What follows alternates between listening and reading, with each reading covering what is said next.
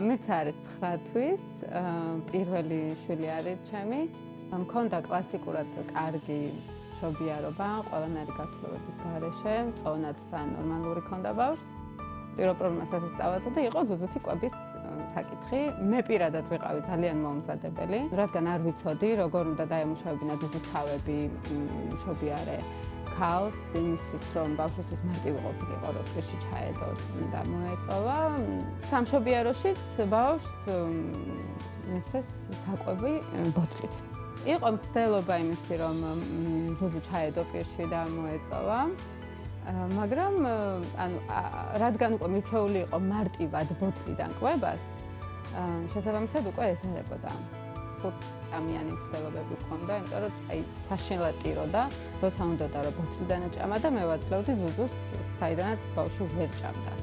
სახლში წამოვედით, დავიძინეთ და გავიღვიძა და მქონდა 4 ზომით დიდი მკერდი. სავსე რძით. ძალიან ცხელი და ძალიან მტკიოდა. ვიყიდეთ სილიკონები სხვადასხვანაირი, რომ იქნება ამითი მაინც ეცადა. ასევე ვცადე სპეციალური ბოთლები.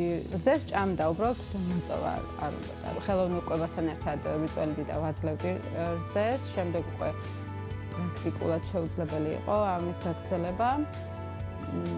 ბავშვს აერია კვების რეჟიმი, იმიტომ რომ რაღაცა დოზით გამოვიწვევდი, რაღაც დოზას მივცემდი, შემდეგ ხელოვნურ კვებას ვაძლევდი და ქაოტურად ჭამდა.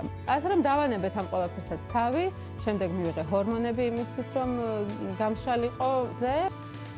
საბოლოო ჯამში სამწუხაროდ გამოვიდა ისე, რომ ხო დაახლოებით 1 კვირის განმავლობაში ჭამდა მირცა დედის რძეს. შემდეგ უკვე როცა ძალიან გვიანი იყო, მერე გავიგე, როგორ უნდა გამოიყვანო ზუზუს თავები, რომ ბავშვმა პირში მარტივად ჩაიდოს.